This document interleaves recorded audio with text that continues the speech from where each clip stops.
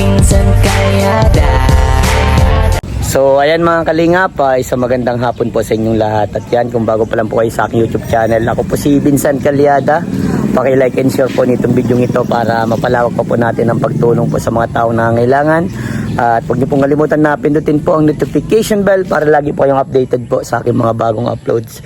So ngayon mga kalingap, andito yung surprise po ni Dr. Dennis Latuno para sa aking kapatid na pang tuition po. Yan, nag-withdraw na din pa ako. At ito po, andito na po yung 40,000 na pambayad po sa tuition ng aking kapatid. So, ayan, malaking bagay po ito, Doc Dennis, sa pinabot niya po para sa aking kapatid. At yan, tingnan po natin yung magiging reaction pati ni Mama para dito po sa pantuition po ng kapatid ko. So, tara mga kalingap at punta na po natin sila. At ayan, isabi na natin po natin yung magandang balita para sa kanila. Girit ka na muna para So ayan mga kalingap, at ayan, andito po ang aking mama at andito ang aking kapatid. Naka-uniform pa, nag-uwi lang. So ayan, magandang hapon po sa inyong lahat. Sa lahat po makakapanood po nito, maraming salamat po sa patuloy niyong pagsusuporta sa akin, kay Vincent Kalyada. At syempre po kay Dr. Dennis Latuno, maraming salamat po sa pinapabot niyo pong pagmamahal para sa pamilya ko. At dito lalo na sa kapatid ko na lapit na po mag-internship this coming July, no? July. Doon po pala malalaman kung magkano yung magagastos, no? So, sabi ni Doc, sabihin mo daw sa akin kung kano yung at kung kailan ma-internship. So, ayan, tutulungan ka ni Dr. Dennis na doon sa pangangailangan mo para sa internship. Yun, tutulong siya doon. So, ayan, ano masasabi mo sa tutulong ni Dr. Dennis? Thank you so much po, Dr. Dennis Latuno. Maraming salamat po. Kasi po, meron na po akong pang-internship po. Sobrang taos puso po kaming nagpapasalamat sa iyo at ang buong pamilya ko po. Dahil po tinulungan niyo po ako na magkaroon ng pang-internship kasi po sobrang laki po talaga ng gagastusin. Sa totoo lang po, hindi man po kayang ma-provide ng ganun kabilis kasi po hindi man po sapat yung kinikita namin dito sa maliit na karinderya po namin. Tapos hindi na po ipangungutang ni Mama yung pang-internship po. So ikaw naman Mama, ano masasabi mo Ma?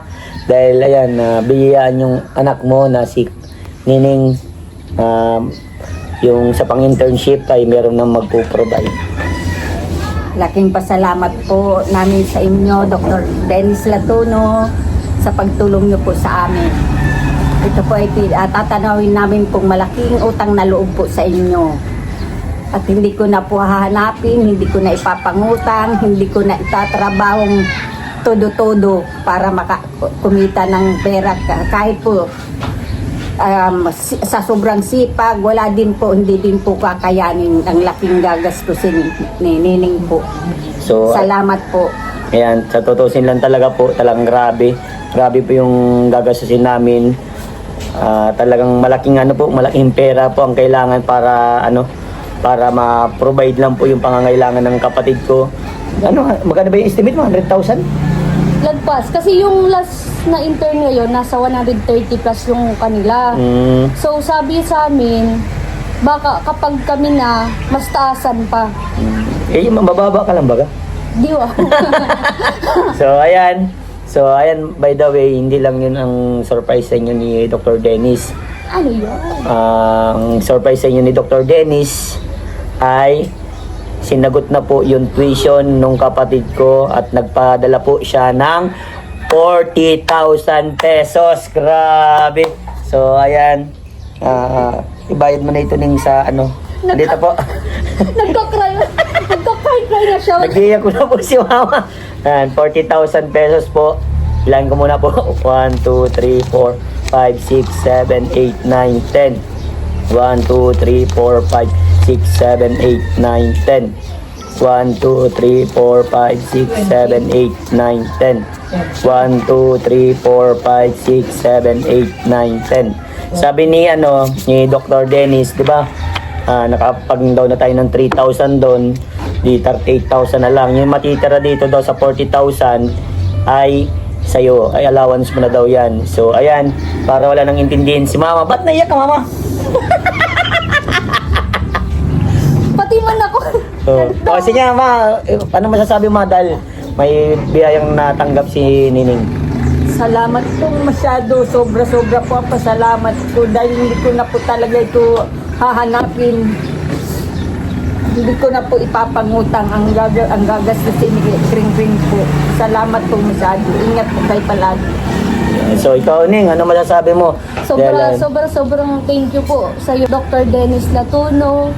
Sobrang laki pong tulong ito sa pamilya po namin, pati na po, lalong-lalo na po sa akin. So, ayan. Ang hangad lang namin, Ning, ay makapagtapos ka ng pag-aaral. Unahin mo muna yung pag-aaral. At pag nakatapos ka naman, ay para sa iyo yun. At yun, maraming salamat po kay Dr. Dennis Latuno.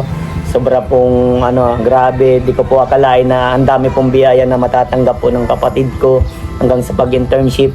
Grabe po, sobrang thank you. Hindi po kasi ako mahilig vlog po about sa pamilya po namin na yung about ng mga problema. Hindi po kasi ako ganun. Ayan, si Dr. Dennis nagtanong lang po sa akin at ayun po, ando na po yung tulong. Ayan, napaiyak mga si mama. Kasi nga po talagang sobrang hirap po ng ng pinagdadaanan namin. At si mama po kasi isang manicurista lang, si papa isang supulturero. Kaya ako po, hindi porket vlogger, mapera na. Ngayon po, mababa po kasi ang views ko. Kumbaga po, hindi po katulad dati. Nung dati po talaga, nabibigay ko po kasi halos lahat yung mga pangangailangan po dito sa bahay. At yung mga pangalawan sa kakapagbigay. Kaso lang po ngayon po talagang grabe, sobrang nagbaba po talaga ako masyado. Pero laban lang, challenge yun sa akin. Hindi naman po ako magiging successful kung hindi ko pagdadaanan lahat ng struggle sa buhay. So lahat yan, parte ng pagiging successful. So ayan, Ning, anong may papayo mo sa mga kabataan na nangangarap na makapagtapos? Para dun sa mga may mga pangarap dyan na makapagtapos, mag-aral lang kayo hanggat hindi napapagod. Hanggat hindi napapagod yung nagpapaaral, mag-aral lang kayo. So, basta ganon. Sipagan nyo lang kahit nahihirapan kayo. Sipagan lang. Siyempre, hindi lang sipag. Ang pinaka-importante lagi dyan, dadagdag ko lang, lagi ka lang mag-focus, magdasal ka lang kay Lord na gabayan sa lahat ng mission sa buhay, sa lahat ng pagsubok sa buhay. Idasal mo lang sa ating Panginoon at maraming biyayang darating para sa iyo. Hindi lang yan, Ning. Kaya sabi ko sa iyo, gaya ng laging pinapayo ng kuya, nila mama, at ng mga taong nakakatanda sa iyo, laging pinapayo, ay magsumikap kang makapagtapos ng mag-aaral. Kasi yun kasi yung magiging stepping stone mo paalang araw sa kung ano man maging pangarap mo sa buhay. Kaya dapat mag-focus ka lang sa pag-aaral. Ano may papayo mo kay Nining, ma? Pagpatuloy ang pagtsatsaga ng pag-aaral niya para makatapos siya. Ba't naiyak ka? Hiya ka na. So ayan po, talaga po, mababa lang talaga po ang ang luha nila. As in lahat tayo mabababan luha. Kayo lang, hindi ako. So ayan, by the way, Dr. Dennis Latuno, maraming salamat po sa pagmamahal po sa aking pamilya. Ito po itatanungin ko pong utang na loob at makakaasa po kayo na yung tinulong niyo po para sa kapatid ko ay talagang gagawin niya lahat para makapagtapos po. At pinapangako ko po sa inyo, Dr. Dennis, ako po magbabalita sa inyo pa nagpasaway po. Pero di po yung pasaway, talagang grabe po ang dedikasyon niyan sa pag-aaral. Talagang nakapokus po siya sa pag-aaral. Kasi yun lang may papamana ng magulang ko eh. Ako, tamang support lang sa pang-allowance. So, ayan. Sa lahat po na nagsusuporta sa inyo, masipag na scouter. Ayan po ang pamilya ko. Wala po si Papa na andun po sa campusan to. Ewan ko lang po kung may living. So, ayan. God bless po sa inyong lahat. Diyos mabalo sa indong gabos. Maraming salamat po. Babay na tayo, ma.